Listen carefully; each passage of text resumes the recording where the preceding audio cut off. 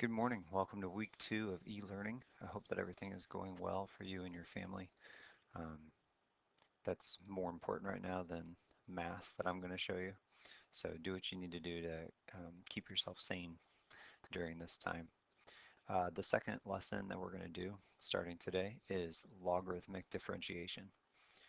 So the process is simply on the screen, 2 steps. Take the natural log of both sides of an equation and simplify, and then differentiate both sides with respect to x and solve for dy dx. So I'm going to show you 2 uses of logarithmic differentiation, kind of turn that into 2 videos so I don't have one giant video. So the first use for logarithmic differentiation is taking some type of rational function or function where you have a polynomial on top or a polynomial on bottom where you could do the quotient rule, right? I could do the quotient rule here, chain rule involved with quotient rule. And actually I'll do it that way as well right here. But I can use logarithmic differentiation. So this isn't a great use of it. It is useful, but I'm going to show you both of them and show you that it's not really any shorter. It's kind of a long process to do here, but it is a good way to practice the skill. And then in the second video, when we actually have a use for it using other base logarithms, like log base 2 or 5 to the x or something like that, that'll be the more useful of the uses of logarithmic differentiation. I feel like I said the word use a lot there, um, so I'm going to try not to use the word use anymore.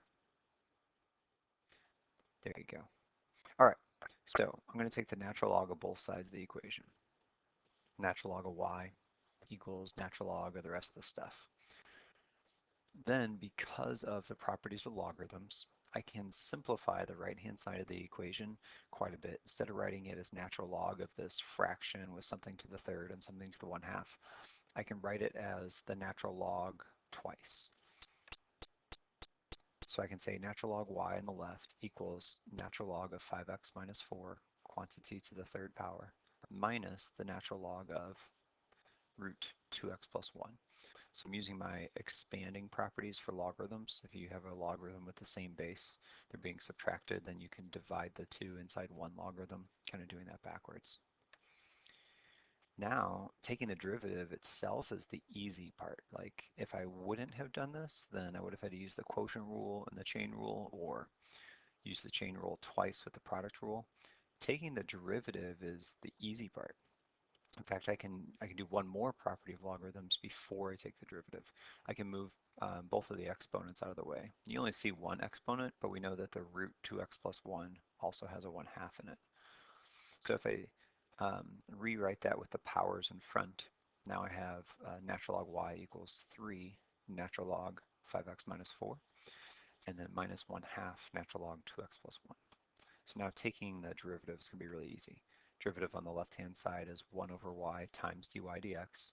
As a reminder, this part right here, when you're taking the derivative of y, that is an implicit function. So every time you take the derivative of natural log y, it's 1 over y times dy dx.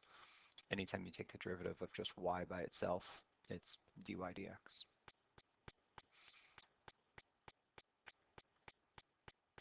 Okay, on the right-hand side, derivative of natural log 5x minus 4 is 1 over 5x minus 4 times 5.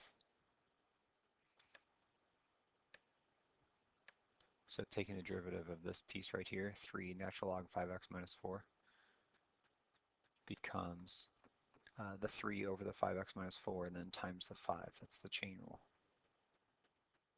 Derivative of natural log x is 1 over x. Derivative of natural log u is 1 over u, where u is another function, so times the derivative of u. Same thing for the second one. The derivative of 1/2 natural log 2x plus 1 is going to be the 1/2 times 1 over 2x plus 1, and then times the derivative of 2x plus 1, which is 2. So taking the derivative is really fast. The long process comes from doing all the algebra manipulation to get dy dx by itself. So that's our goal now, is to get dy dx by itself. So I first clean that up. 3 times 5 is the 15. The negative 1/2 times 2 is 1. The first time I worked this out, I typed up the whole thing and I did 2 times 1/2 is 2, and then realized it way later. I made a mistake. Fixed it. Okay, so now I'm here. I multiply both sides by y. And if you could leave it like this, or maybe even plug in what y is equal to and leave it like that, then logarithmic differentiation would definitely be faster. If you didn't have to clean up and make it look pretty, then I'm done. And this process would definitely be faster. And it's possibly that if we were in school and had a test over it, um, that I'd let you do that. As far as the AP goes, I don't know that they require you to simplify your answer in any special way, so I think this would be acceptable. And so then logarithmic differentiation would definitely be faster. But let's go ahead and keep doing the algebra then, just to clean this up and get it down to a set of fractions. So we're going to get a common denominator on the left, or inside the parentheses, I should say. So there's my process for getting a common denominator. Clean that up a little bit more. And then once I have it as a fraction times a fraction, I can start canceling out factors. Clean up that one on the left, and then I get to here.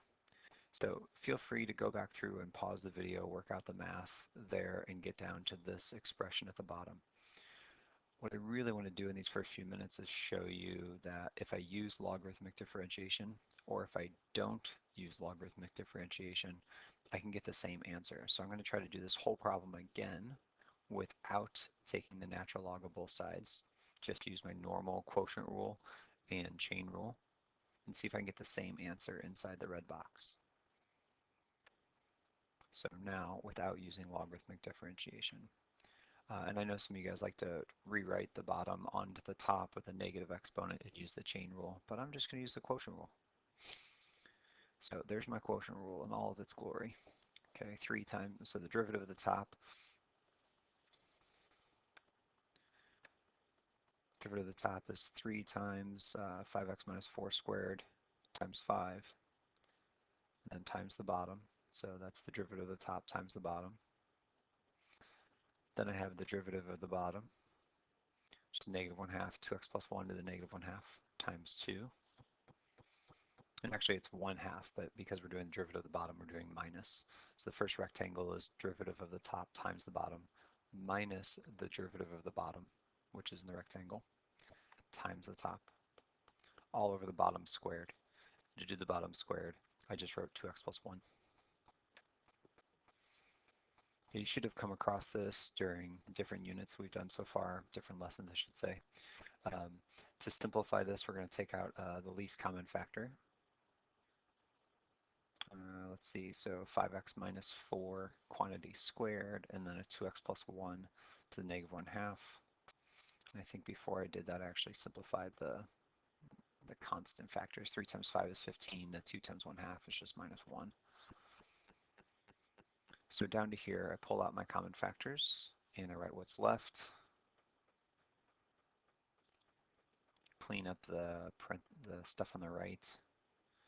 And if you clean it up all the way, it should match what we had on the previous slide. 5x minus 4 quantity squared, 25x plus 19.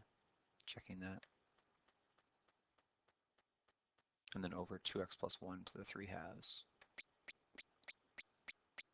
Okay, so again, that was really just to show you that both processes are long.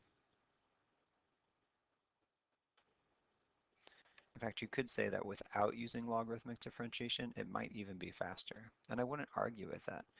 But again, the process that we're doing right now is useful here, but some problems it's going to be better and some problems it's going to be worse. It's also not the main goal that we have logarithmic differentiation. Here's a second problem. I'm not going to work through the whole thing, but I wanted, well, I already did work through the whole thing. I'm not going to talk through the whole thing with you, but I wanted you to be able to practice setting up what the logarithmic differentiation would look like using the properties of logarithms. So as a reminder, you take the natural log of both sides. So go ahead and pause the video. and rewrite the right-hand side using the properties of logarithms and see if you get the same thing I got.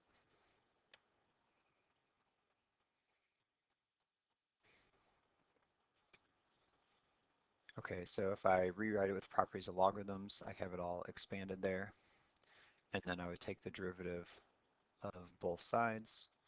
Again, the derivative on the left is 1 over y times dy dx. The derivative on the right is applying all those natural log derivatives. And then again, if you work out all the algebra, try to use some colors to stay coordinated there to show you where my work was. If I work out the derivative all the way, I get down to this final answer at the bottom. So feel free to go through that if you want to, just for fun, just for fun, to see if you can get the same thing. And again, this is instead of doing a quotient rule with a product rule on the bottom of the denominator. I did get out a piece of scratch paper and work it out, and I think I made a mistake somewhere without using logarithmic differentiation. I wound up with some decimals. I had almost everything the exact same, and it's probably still maybe a little bit faster if you don't use logarithmic differentiation.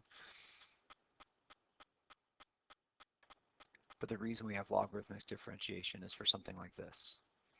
In class, I would always have students spend a few minutes trying to take the derivative of this, and nobody usually can because you can't use the power rule, and it's not a natural base exponent.